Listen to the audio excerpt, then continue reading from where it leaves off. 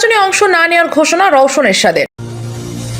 বিএনপির জন্য কোনো বার্তা নিয়ে আসলেন পিটার হাস। বাংলাদেশে বন্যপ্রাণী আমদানি রপ্তানিতে নিষেধাজ্ঞা। পিটার হাসকে হত্যার হুমকি, আওয়ামী লীগ নেতা সহ 8 জনের বিরুদ্ধে মামলার আবেদন। জাতিসংঘের সামনে স্বেচ্ছাসেবক দলের সমাবেশ।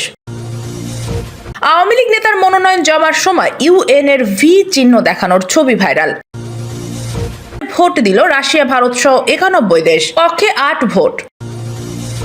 সব শেষে দেখবেন তত্ত্বাবধায়কের অধীনে আগামী দ্বাদশ নির্বাচন, যে শর্ত দিলেন প্রধানমন্ত্রী। বিএনপির জন্য মার্কিন রাষ্ট্রদূত পিটার হাস নতুন কি বার্তা নিয়ে এলেন তা নিয়ে চলছে আলোচনা। তবে কানাঘুষা আছে যুক্তরাষ্ট্রের পক্ষ থেকে নতুন বার্তা নিয়ে এসেছেন পিটার হাস। তবে সেই বার্তায় কি থাকছে তা জানতে কৌতূহলের শেষ নেই দেশের মানুষের। বাংলাদেশের নির্বাচনকে ঘিরে মার্কিন রাষ্ট্রদূতের দৌড়ঝাঁপ ছিল অন্য যে কোনো রাষ্ট্রদূতের তুলনায় চোখে পড়ার মতো। তাকে নিয়ে দেশের মানুষের আগ্রহের শেষ নেই। নির্বাচনকে কেন্দ্র করে পিটার হাসের হাতে দৌড়ঝাঁপ বাংলাদেশের রাজনৈতিক অঙ্গন ছাড়িয়ে আন্তর্জাতিক অঙ্গনেও আলোচিত। আওয়ামী লীগ বরাবরই বলে আসছিল যুক্তরাষ্ট্র বিএনপির পক্ষ নিয়ে কাজ করছে।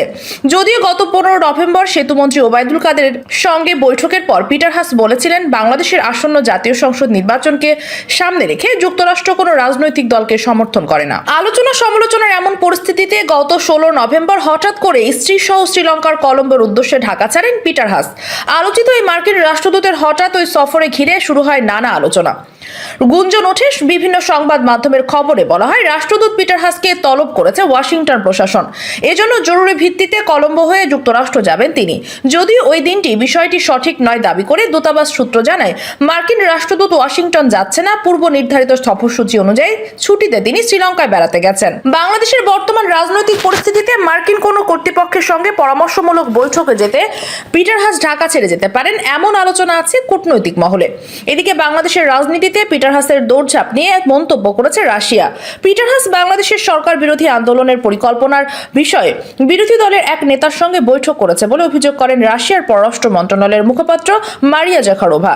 এর প্রতিক্রিয়ায় মার্কিন পররাষ্ট্র মন্ত্রণালয়ের পক্ষ থেকে বলা হয়েছে ইচ্ছাকৃতভাবে মারিয়া জাখারোভা যুক্তরাষ্ট্রের পররাষ্ট্রনীতি ও পিটার হাসের বিভিন্ন বৈঠক ও বিষয়াদি ভুলভাবে উপস্থাপন করেছেন। বাংলাদেশের কোনো রাজনৈতিক দলকে যুক্তরাষ্ট্র সমর্থন করে না, বাংলাদেশের কোনো দলকে যুক্তরাষ্ট্র অগ্রাধিকার দেয় না। তবে এখনো বাংলাদেশের নির্বাচন অবাধ, সুষ্ঠু, শান্তিপূর্ণ, অংশগ্রহণমূলক করার বিষয়ে মার্কিন তাগিদ ও ভিসা নিষেধাজ্ঞা জারি রয়েছে। সব জল্পনা কল্পনার অবসান ঘটিয়ে অবশেষে নির্বাচনে অংশ নেবেন না বলে জানিয়েছেন বিরোধী দলীয় নেতা রওশন এরশাদ। 19-30 নভেম্বর রাজধানীর গুলশানে নিজ বাসভবনে জাতীয় পার্টির নেতাদের সঙ্গে বৈঠকের পর এও সিদ্ধান্ত জানান তিনি একটি লিখিত বক্তব্য পাঠ করেন। সাংবাদিকদের কোনো প্রশ্ন নেননি।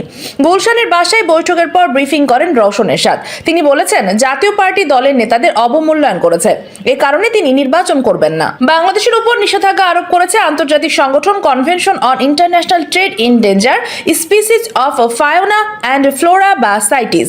গত বুধবার সুইজারল্যান্ডে জেনেভা কনভেনশনের 77তম সভায় সংস্থাটির স্থায়ী কমিটির সদস্যদের সম্মতিতে এই নিষেধাজ্ঞা আরোপের সিদ্ধান্ত হয়। ফলে বাংলাদেশ থেকে সাইটিস নির্ধারিত আর অন্য কোনো পণ্য রপ্তানি করা যাবে না। আন্তর্জাতিক এই সংস্থাটি সদস্য দেশগুলোকে বাংলাদেশের উপর নিষেধাজ্ঞা আরোপের বিষয়টি অবগত করে সাইটিসের নিয়ম মানার আহ্বান জানিয়েছে। পাশাপাশি তারা বেশ কিছু সুপারিশও করেছে। আসন্ন দ্বাদশ জাতীয় সংসদে নির্বাচন গণতান্ত্রিক, অংশগ্রহণমূলক, গ্রহণযোগ্য দেখতে চায় ইউরোপীয় ইউনিয়ন। বুধবার নির্বাচন ভবনে নির্বাচন কমিশনের সঙ্গে বৈঠক শেষে সাংবাদিকদের কাছে এমন মন্তব্য করেন ইইউ রাষ্ট্রদূত চার্লস হোয়াইটলি। তিনি বলেন সংসদ নির্বাচন নিয়ে বিস্তারিত মতবিনিময় হয়েছে। প্রধান নির্বাচন কমিশনার ও তার টিম খোলামেলা আলোচনায় অংশ নিয়েছেন। নির্বাচনের সার্বিক প্রস্তুতি সম্পর্কে জেনেছি। আমরা আশা করি গণতান্ত্রিক, গ্রহণযোগ্য, অংশগ্রহণমূলক নির্বাচন হবে। পুরো বিশ্ব এটা দেখতে চায়। বৈঠকের পর প্রধান নির্বাচন কমিশনার কাজী হাবিবুল আওয়াল বলেন ইউরোপীয় ইউনিয়নের অ্যাম্বাসেডর চার্লস হোয়াইটলি সহ 7টি দেশের মানববর রাষ্ট্রদূত এসেছিলেন। তারা আগেও একাধিকবার এসেছেন। তাদের একটা দক্ষ নির্বাচন পর্যবেক্ষণ দল আসবে বলে জানিয়েছেন। ইতোমধ্যে দেশে 4 জন এসেছেন। আলোচিত ইউটিউবার আশরাফুল আলম ওরফে হিরো আলম বগুড়া 4 আসনে আসন্ন দ্বাদশ জাতীয় সংসদ নির্বাচনে স্বতন্ত্র প্রার্থী হচ্ছেন। তিনি ইতোমধ্যে মনোনয়নপত্র সংগ্রহ করেছেন। বৃহস্পতিবার তিনি কর্মী সমর্থকদের নিয়ে মনোনয়নপত্র জমা দেবেন। কোন দলের প্রার্থী হচ্ছেন কিনা এমন প্রশ্নের জবাবে লিমন বলেন, দলের প্রার্থী হলে হিরো আলম নিজেই ঘোষণা দেবেন। অনতি বিলম্বে বিএনপি চেয়ারপারসন বেগম খালেদা জিয়ার মুক্তি এবং দ্বাদশ জাতীয় সংসদ নির্বাচনের তফসিল বাতিলের দাবিতে জাতিসংঘের সদর দপ্তরের সামনে বিক্ষোভ সমাবেশ করেছে জাতীয়তাবাদী স্বেচ্ছাসেবক লীগের যুক্তরাষ্ট্র শাখা। বিক্ষোভ সমাবেশে বক্তারা বলেন, বর্তমান নির্বাচন কমিশন অবৈধ সরকারের প্রধানমন্ত্রী আজ্ঞাবহ। এই নির্বাচন কমিশন কর্তৃক ঘোষিত দ্বাদশ সংসদ নির্বাচনের তফসিল অবিলম্বে বাতিল করে নির্দলীয় নিরপেক্ষ সরকার গঠনের মাধ্যমে নতুন করে নির্বাচন কমিশন গঠন করতে হবে। পরবর্তীতে নতুন নির্বাচন কমিশনের মাধ্যমে একটি অবাধ ও সুষ্ঠু নির্বাচনের মাধ্যমে বাংলাদেশের গণতন্ত্র পুনঃপ্রতিষ্ঠা করতে হবে। নোয়াখালী 1 আসনের সংসদ সদস্য ও আওয়ামী লীগের প্রার্থী HM ইব্রাহিম মনোনয়নপত্র জমা দিয়েছেন বুধবার। বেলা 11টার দিকে আওয়ামী লীগের ওই প্রার্থীর মনোনয়ন নেওয়ার সময় বিজয় সূচক চিহ্ন দেখান সহকারী রিটার্নিং কর্মকর্তা ও চাটখিল উপজেলা নির্বাহী কর্মকর্তার ইমরানুল হক ভূঁইয়া। ইউএনের ভি চিহ্ন দেখানোর একটি ছবি সামাজিক যোগাযোগ মাধ্যমে ভাইরাল হয়ে পড়েছে। একজন নির্বাচনী কর্মকর্তার এমন আচরণে চারিদিকে সমালোচনার ঝড় বইছে। তবে এ বিষয়ে ইউএনও ইমরানুল হক ভূঁইয়া বলেন, গণমাধ্যমকে বলেন, মনোনয়নপত্র জমা নেওয়ার সময় সম্ভবত সামনে যিনি ক্যামেরা দিয়ে ছবি তুলেছিলেন তাকে নির্দেশনা দিচ্ছিলেন, এজন্য এমন দেখা যাচ্ছে। তিনি বলেন, আমি সহকারী রিটার্নিং কর্মকর্তা হিসাবে অতটা ব্যাককেল না যে ওই রকম কাজ করব। এটা একটা সামান্য বিষয়, এটা অত্যন্ত অবিবেচনাপূর্ণ কথাবার্তা। ছড়িয়ে পড়া ছবিতে দেখা যায় সংসদ সদস্য HM ইব্রাহিম দলীয় নেতাদের নিয়ে মোহাম্মদ ইমরানুল হক ভূঁইয়ার হাতে মনোনয়নপত্র জমা দিচ্ছেন।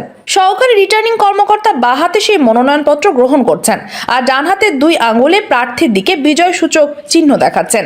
এই বিষয়ে জেলা প্রশাসক ও রিটার্নিং কর্মকর্তা দেওয়ান মাহবুবুর রহমান বলেন, এরকম দেখানোর কথা নয়, তিনি দায়িত্বশীল কর্মকর্তা। দখলকৃত গোলান হাইটসের নিয়ন্ত্রণ ছেড়ে দেওয়ার পক্ষে একটি রেজলিউশন পাশ হয়েছে জাতিসংঘে। এতে ইসরায়েলের বিরুদ্ধে ভোট দিয়েছে 91টি দেশ আর পক্ষে ভোট দিয়েছে 8 দেশ। বিরুদ্ধে ভোট দেওয়া দেশগুলোর মধ্যে আছে রাশিয়া, ভারত, চীন, ব্রাজিল ও সৌদি আরব। অপরদিকে ইসরায়েলের পক্ষে অবস্থান নেওয়া দেশগুলোর মধ্যে আছে যুক্তরাষ্ট্র ও ব্রিটেন। ভোটে অনুপস্থিত ছিল 62 দেশ। ভোটের জন্য ওই রেজুলেশনটি জাতিসংঘে উত্থাপন করে একটি গ্রুপ, যাতে রয়েছে আলজেরিয়া, ভেনেজুয়েলা, মিশর, জর্ডান, ইরাক, কাতার, উত্তর Korea, Cuba, Kuwait, Lebanon, Mauritania, সংযুক্ত আরব আমিরাত, সিরিয়া ও তিউনিসিয়া। ওই নথিতে মোট 8টি অনুচ্ছেদ রয়েছে। প্রথমটিতে বলা হয়েছে, ইসরায়েল 1981 সালে জাতিসংঘের নিরাপত্তা পরিষদের 497 রেজুলেশন বাস্তবায়নে ব্যর্থ হয়েছে। এতে বলা হয়েছিল যে গোলান হাইটসের উপর ইসরায়েলি কর্তৃত্ব অকার্যকর দেশগুলো দাবি করে ইসরায়েলকে অবশ্য 1967 সালের 4 জানুয়ারি আগের সীমান্তে ফেরত যেতে হবে। ওই নীতিতে বলা হয়, সিরিয়ার গোলান অঞ্চলকে দখল করে রাখার মধ্য দিয়ে মধ্যপ্রাচ্য শান্তি ফিরিয়ে আনার পথ আরো কঠিন করে রাখছে ইসরায়েল।